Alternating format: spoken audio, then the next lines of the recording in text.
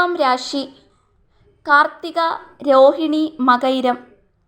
ആത്മീയമായ ഉണർവിനും ഒട്ടേറെ സുപ്രധാന നേട്ടങ്ങൾക്കും സാക്ഷ്യം വഹിക്കുന്ന ഒരു സുവർണ കാലഘട്ടമായാണ് 2026 വിഷു ഇടവം രാശിക്കാർക്ക് മുന്നിലെത്തുന്നത്. ഗ്രഹനില പരിശോധിക്കുമ്പോൾ 11ാം ഭാവത്തിലെ ശനിയുടെ അനുകൂല സഞ്ചാരം ജീവിതത്തിൻ്റെ വിവിധ മേഖലകളിൽ വലിയ പുരോഗതിക്ക് വഴിയൊരുക്കും. തടസ്സങ്ങൾ നീങ്ങി കാര്യങ്ങൾ അനുകൂലമായി വരുന്ന ഒരു വർഷമായിരിക്കും ഇത്. നേട്ടങ്ങളും സൗഭാഗ്യങ്ങളും: കുടുംബത്തോടൊപ്പം പ്രധാനപ്പെട്ട തീർത്ഥാടന കേന്ദ്രങ്ങൾ സന്ദർശിക്കാനും വഴിപാടുകൾ നടത്താനും അവസരം ലഭിക്കും. ഇത് മനസ്സിന് വലിയ സമാധാനം നൽകും.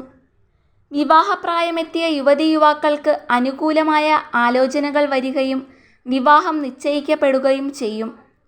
വിദേശത്ത് ജോലി ചെയ്യുന്നവർക്ക് നിലവിലെ ജോലിയിൽ മാറ്റങ്ങൾ വരാം.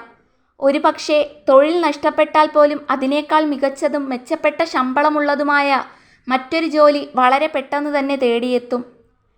ഇലക്ട്രോണിക്സ്, IT, വസ്ത്രം, ആഭരണം എന്നീ മേഖലകളിൽ പ്രവർത്തിക്കുന്നവർക്ക് ഈ കാലയളവിൽ മികച്ച ലാഭം കൊയ്യാൻ സാധിക്കും.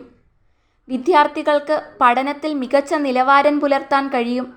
ഉന്നത പഠനത്തിനായി ആഗ്രഹിച്ച വിദേശ സർവകലാശാലകളിൽ പ്രവേശനമോ സ്കോളർഷിപ്പോ ലഭിക്കാൻ യോഗമുണ്ട്.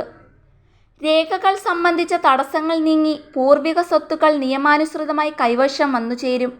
മക്കളുടെ വിജയങ്ങളിൽ അഭിമാനിക്കാൻ മാതാപിതാക്കൾക്ക് അവസരമുണ്ടാകും.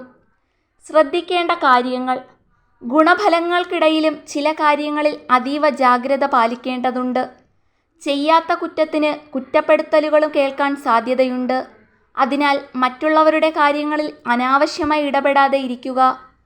ഊഹക്കച്ചവടങ്ങൾ നടത്തുന്നവർക്ക് നഷ്ടം സംഭവിക്കാൻ ഇടയുണ്ട്. വലിയ തുകകൾ നിക്ഷേപിക്കുന്നതിന് മുൻപ് വിദഗ്ധോപദേശം തേടുന്നത് നല്ലതായിരിക്കും. ഒരേ സമയം ഒന്നിലധികം കാര്യങ്ങൾ ഉത്തരവാദിത്തമായി ഏറ്റെടുക്കേണ്ടി വരുന്നത് മാനസിക സമ്മർദ്ദമുണ്ടാക്കാം. എങ്കിലും കൃത്യമായ പ്ലാനിങ്ങിലൂടെ ഇവയെല്ലാം സമയബന്ധിതമായി തീർക്കാൻ സാധിക്കും. ഭൂമി ഇടപാടുകളിൽ ഏർപ്പെട്ടിരിക്കുന്നവർക്ക് അപ്രതീക്ഷിതമായ ലാഭവും ഒപ്പം തന്നെ ചെറിയ തിരിച്ചടികളും മാറി മാറി വന്നേക്കാം. പ്രത്യേക നിർദ്ദേശമെന്ന് പറയുന്നത് മകയിരം നക്ഷത്രത്തിൽ ജനിച്ച മിഥുനക്കൂറുകാർക്ക് ഗുണവും ദോഷവും കലർന്ന ഫലങ്ങളാണ് ഈ വിഷുക്കാലം നൽകുന്നത്. അതിനാൽ പുതിയ സംരംഭങ്ങൾ തുടങ്ങുന്നതിന് മുമ്പ് അതീവ ശ്രദ്ധ പുലർത്തുന്നത് നല്ലതായിരിക്കും.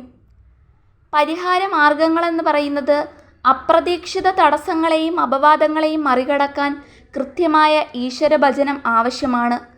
സാമ്പത്തിക നിക്ഷേപങ്ങളിലും വസ്തു ഇടപാടുകളിലും വ്യക്തത ഉറപ്പാക്കാനും അനാവശ്യ ധനനഷ്ടങ്ങൾ ഒഴിവാക്കാനും ഒരു ജാതക പരിശോധന നടത്തുന്നത് ഉചിതമായിരിക്കും.